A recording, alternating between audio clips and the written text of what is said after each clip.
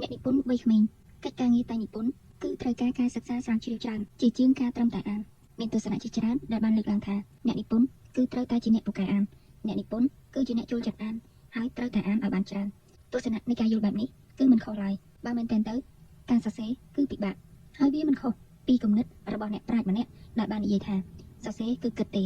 អ្នកសរសេរត្រូវការគិតច្រើនជាងអ្នកអានបញ្ហាមួយទៀតនៃសំណេរគឺអ្នកខ្លះឬបញ្ញវន្តដែលមានចំណេះដឹងជ្រៅជ្រះខ្លះក៏នៅតែមិនក្លាហានហ៊ានសរសេរជាសៀវភៅចែករំលែកជាទស្សនៈដល់អ្នកចំនួនក្រោយៗដែរនេះគឺដោយសារតែបញ្ញវន្តខ្លះបារម្ភខ្លាចសារព្រោះចំណេះដឹងខុសដល់សង្គមសៀវភៅខ្លះជាថ្នាំព្យាបាលសង្គមរីសៀវភៅខ្លះជាថ្នាំបំពុលសង្គមខ្ញុំនៅតែអះអាងថាគ្រប់ចំណេះដឹងទាំងអស់វាមិនមែនសុទ្ធតែជាចំណេះដឹងត្រឹមត្រូវទេចំណេះដឹងខ្លះគឺមនុស្សមិនគួររៀនមិនគួរចេះឬក្នុងកលៈទេសៈខ្លះទៀតមនុស្សត្រូវដឹងថាពេលណាខ្លួនត្រូវចេះនិងពេលណាត្រូវមិនចេះ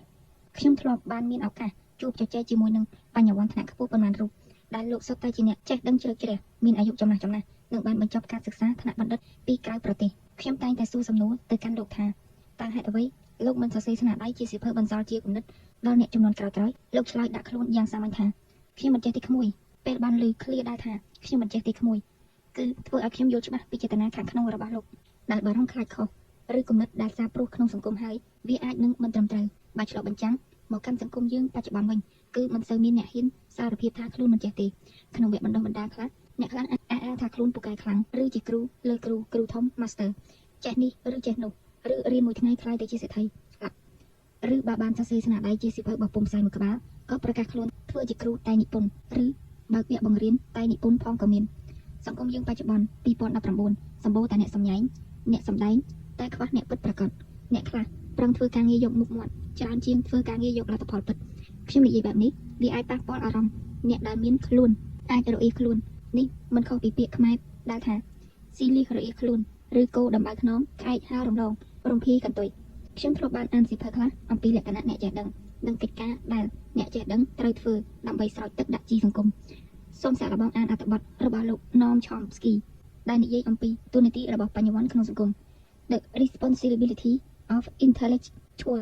ខ្ញុំសូមអនុញ្ញាតបង្ហាញជាទស្សនៈនៃការយល់ឃើញខ្លះៗពាក់ព័ន្ធទៅនឹងលក្ខណៈនៃអ្នករៀនសូត្រចេះដឹងតាមរយៈអត្ថបទខាងក្រោមក្នុងជីវិតបើយើងជាមនុស្សធម្មត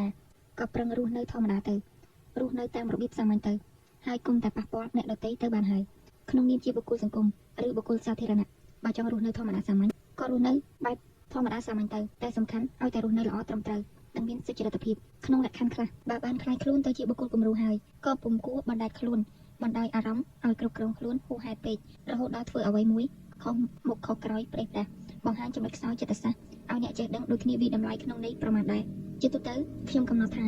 មនុស្សធម្មតាអាចធ្វើអ្វីតាមចិត្តដោយសេរីតែបុគ្គលដែលមានអ្នកដទៃស្គាល់ច្រើនគឺពុំអាចធ្វើអ្វីតាមទំនឹងចិត្តបានទេត្បិតយើងត្រូវរស់នៅក្នុងនាមជាអ្នកបង្ហាញគំរូខ្ញុំអាណិតក្មេងៗចំនួនក្រោយណាស់ពីព្រោះពួកគាត់ត្រូវការជីវិតរស់នៅដែលមានគំរូល្អនិងគំរូដែលមានគុណភាពគំរូទាំងនេះគឺចាស់ត្រូវតែជាអ្នកផ្ដល់ជូនអ្នកក្រោយជីវិតបែបនេះបើប្រឹងសម្ដែងវាហត់នឿយបន្តិចមែនហើយតែបើវឹកហាត់ឲ្យល្អយូរទៅវានឹងក្លាយទៅជាចរិតលក្ខណៈតាមបែបធម្មជាត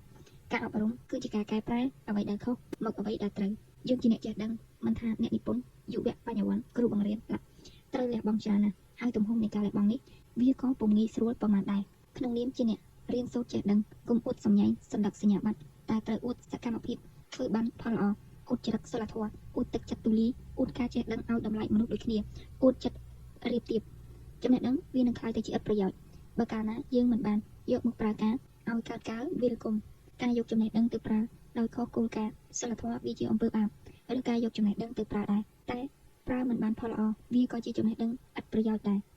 រអ្នកចេះដឹងដែលប្រើអារម្មណ៍គឺជាបុគ្គលអវិជ្ជាក្នុងរឿងប្រលឹងឬបេះដូងគ្មានការអប់រំឬខួរក្បាលជាបណ្ឌិតតែចិត្តជាកូនក្មេងអាយុច្រើននេះមួយនឹងការសិក្សាអប់រំខ្ពស់ដែលគ្មានការពិសោធន៍ជាក់ស្ដែងនេះមួយគឺរបស់ទាំងពីរនេះវាពុំបានបង្ហាញពីលក្ខណៈនៃការអប់រំដ៏ពិតប្រាកដទេ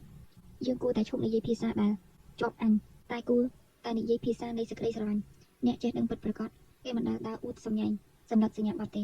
តែគេតែងតែបង្កើតលទ្ធផលការងារល្អៗដល់សង្គមនិងសារព្រោះក្របពូជសិលធម៌រស់នៅក្នុងសង្គមជានិច្ចជាប់អញគឺមានន័យថាមានអញជាប់អំនួតជាប់ជំពាក់នៃចិត្តអវិជ្ជាមិនមែនខួរក្បាលអវិជ្ជាកិច្ចការងារខ្លះវាត្រូវការពេលដើម្បីពង្រឹងគុណភាពតែអ្វីដែលត្រូវការជាងគេបំផុតគឺការទទួលស្គាល់នៅចំណុចខ្លាំងនិងចំណុចខ្សោយរបស់ខ្លួនត្បិតពេលណាយើងដឹងចំណុចខ្សោយរបស់ខ្លួនហើយ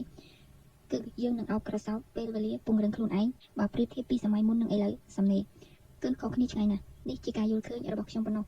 ហើយបើត្រូវឬខុសក៏សូមពិចារណាតាមការគួរចុះពេលអានអត្ថបទនេះមានអ្នកខ្លះនឹងយល់ថាខ្ញុំមានចិត្តចង្អៀតចង្អល់តែបើទូលាយពេកក៏មិនខុសពីមានចរិតហើយដែរចរិតដែលមិនសូវចូលចិត្តទៅរឿងដែលត្រូវទៅយើងចេះតែខុសតចំនួនពាក្យពេចន៍ក្នុងអត្ថបទនេះខ្លះវាប្រហែលជាមានអ្នកចង់និយាយដូចខ្ញុំដែរប៉ុន្តែគ្រាន់តែអ្នកខ្លះ